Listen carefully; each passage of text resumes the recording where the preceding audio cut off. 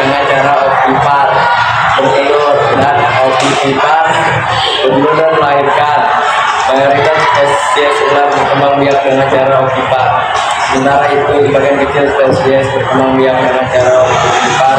Contoh spesies ular yang berkembang biak dengan cara ovipar adalah anaconda. Ular yang berkembang biak dengan cara ovipar sering dianggap hewan vivipar karena terlihat seperti melahirkan. Masa bertelur dalam untuk hewan ovipar sama seperti pertumbuhan embrio pada hewan-hewan vivipar beranak. Masa peranakan embrio hewan ovipar terjadi pada kondisi lingkungan yang ada di dalam tubuh yang hidup dari sebagai sumber hewan yang berkembang biak dengan ovipar sering dikira hewan vivipar karena terlihat melahirkan anak. Ular berkembang biak dengan cara ovovivipar. Perkembangan embrio hewan ovovivipar sebagaimana ular berkembang biak dengan cara ovovivipar. Sejatinya berlangsung di dalam tubuh. Ovovivipar adalah hewan yang menghasilkan telur dan menyimpannya di dalam tubuh induknya sampai janin berkembang sempurna dan siap menetas. Dijelaskan masa bertelur dalam tubuh induk hewan ovovivipar sama seperti pertumbuhan embrio pada hewan-hewan vivipar atau beranak. Masa perkembangan embrio hewan ovovivipar tergantung pada kondisi lingkungan yang ada di dalam tubuh induknya. Sementara itu, waktu yang dibutuhkan oleh individu baru tersebut tergantung pada kondisi lingkungan yang ada di luar karena telur pada hewan ovovivipar sudah tidak berada lagi di dalam induknya.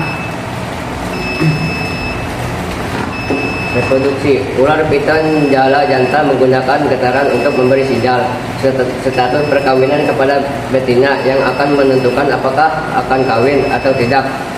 Jika betina memutuskan untuk kawin, ular piton jala jantan akan menggeserkan tubuhnya di atas betina dan menggesekkan dengan tadi adalah tungkai belakang sisa yang terletak di perutnya. Saat betina siap, ia akan mengangkat ekornya dan perkawinan akan terjadi. Ular piton betina dapat menyampaikan sperma jantan di dalam tubuhnya hingga nanti jika kondisi iklim tidak mendukung.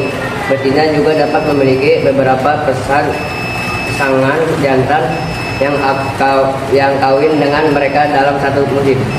Selain ovipar, perkembangan pada hewan dapat terjadi juga secara vivipar, yaitu dengan melahirkan. Proses produksi ovipar terjadi di dalam rahim betina melalui perkawinan. Saat perkawinan, sel telur betina dibuahi oleh sperma jantan dan kemudian membentuk zigot. Saya akan membacakan perkembangan hidup hewan, contohnya ular. Daur hidup adalah tahapan-tahapan yang dilalui oleh makhluk hidup secara berkesinambungan. Daur hidup ular adalah telur, anak ular, dan ular dewasa. Pembahasan. Berdasarkan perubahan bentuk tubuh hewan, metamorfosis dibedakan menjadi dua, yaitu metamorfosis sempurna, metamorfosis tidak sempurna. Ciri metamorfosis sempurna adalah saat menetas, bentuk hewan jauh berbeda dari induknya, mengalami masa pupa atau kepompong. Urutan metamorfosis: telur, larva, pupa, hewan dewasa. Ciri metamorfosis tidak sempurna adalah saat menetas, bentuk hewan sudah mirip induknya, tidak mengalami masa pupa atau kepompong. Urutan metamorfosis: telur, hewan muda, hewan dewasa. Saya akan membacakan teknologi perkembangbiakan pada hewan. Inseminasi buatan. Inseminasi buatan atau kawin suntik adalah proses memasukkan cairan sperma atau semen dari hewan jantan ke dalam saluran reproduksi hewan betina dengan bantuan manusia. Cairan sperma dimaksud dengan cara disuntik. Dengan cara ini sangat memudahkan hewan untuk bisa menghasilkan anak karena hewan jantan tidak harus kawin dengan hewan betina secara langsung, sehingga hewan betina bisa menghasilkan anak tanpa bertemu dengan hewan jantan. Hibridisasi atau persilangan. Hibridisasi atau persilangan genetik adalah menggabungkan atau mengawinkan dua jenis hewan yang berbeda spesies dan mempunyai sifat-sifat yang unggul.